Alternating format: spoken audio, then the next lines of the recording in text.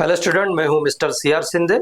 और आज यहाँ पर हम डिस्कस करने वाले हैं थोड़े से एनालॉग और डिजिटल इलेक्ट्रॉनिक्स में हम एंड सेम एग्जाम को कैसे फेस करें और हमें कैसे मोटिवेटेड खुद को करना चाहिए।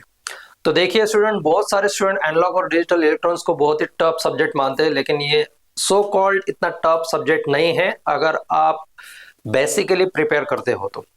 सो एनालॉग एंड डिजिटल इलेक्ट्रॉनिक्स दो पार्ट में यहाँ पर डिस्ट्रीब्यूटेड है। एनालॉग इलेक्ट्रॉनिक्स के 3 चैप्टर्स है और डिजिटल इलेक्ट्रॉनिक्स के 3 चैप्टर्स है।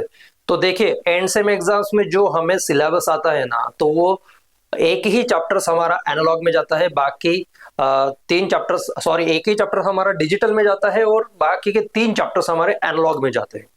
जैसे कि ऑपएम है, ऑपएम का एप्लीकेशन है और रेक्टिफायर, ये तीनों चैप्टर्स हमारे एनालॉग में जाते हैं। तो हमें मेनली कॉन्सेंट्रेट 70% सिलेबस हमारा एनालॉग इलेक्ट्रॉनिक्स पे डिपेंड है, ये हमें सोचना चाहिए। एंड सेम का तो एग्जाम हो गया, अभी एंड सेम पे हम फोकस कर रहे हैं। तो एंड सेम के 70 मार्क्स में से मैक्सिमम मार्क्स स्कोर करने के लिए हमें ऑपरेशनल एम्पलीफायर के 2 चैप्टर से, तो जो एनालॉग इलेक्ट्रॉनिक्स का 70% सिलेबस है उसमें से ही 50% सिलेबस ऑपरेशनल एम्पलीफायर पे डिपेंड्स है। सो ऑपरेशनल एम्पलीफायर को आप अच्छी तरीके से कीजिए। ऑपरेशनल एम्पलीफायर के बेसिक इंफॉर्मेशन जैसे कि कैरेक्टरिस्टिक्स है, उसके कुछ प्रैक्टिकल या फिर थ्योरेटिकल वैल्यूज है वो याद रखिए। उसके कुछ कॉन्फ़िगरेशंस होते हैं, open loop close loop configurations, वो याद रखिए। और डायग्राम पे फोकस कीजिए। डायग्राम आप अच्छी तरीके से निकालेंगे तो नीचे आप डायग्राम का कंस्ट्रक्शन लिख सकते हो और उसका वर्किंग लिख सकते हो और आउटपुट हमें मिल सकता है। और बचा हुआ है लास्ट का जो लेक्चर अपना जो चैप्टर्स होता है, that is the rectifier. So rectifier में देखिए, रेक्टिफायर का मेन फंक्शंस हमारा एसी टू डीसी करना है। तो हर एक क्लासिफिकेशंस में हम देखते हैं कि जो हमारे 4-5 रेक्टिफायर्स है, सिंगल फेज है या फिर 3 फेज है, वो कैसे एसी इनपुट को डीसी कर रहे हैं। बस यही कंसेप्ट पकड़ के आपको चलना है और आपको वो एक्सप्लेन करना है।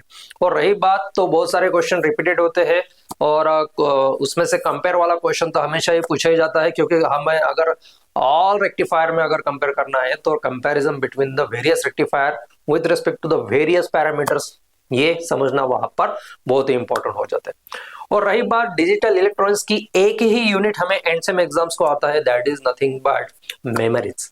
सो मेमोरीज में देखिए एस रैम, डी रैम और सीपीएलडी और एफपीजी है, ये जो 4 कंसेप्ट है, इस 4 कंसेप्ट को पकड़ के चलिए।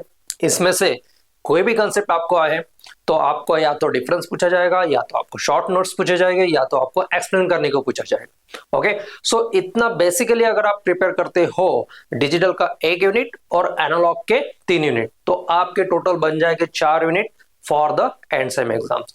और यही आपका सक्सेस मंत्र है कि आप एनालॉग और डिजिटल इलेक्ट्रॉनिक्स में कैसे 70 आउट ऑफ अच्छे मार्क्स ले सकते हैं। तो थोड़ा सा प्रीवियस क्वेश्चन पेपर को ओवरव्यू कीजिए, और मैंने जो आपको बताया है अभी कि कैसे आपका वेटेज रहने वाला है, कौन से यूनिट पे आपको फोकस करना है, तो वो फॉलो कीजिए। And all the best for the end same examinations.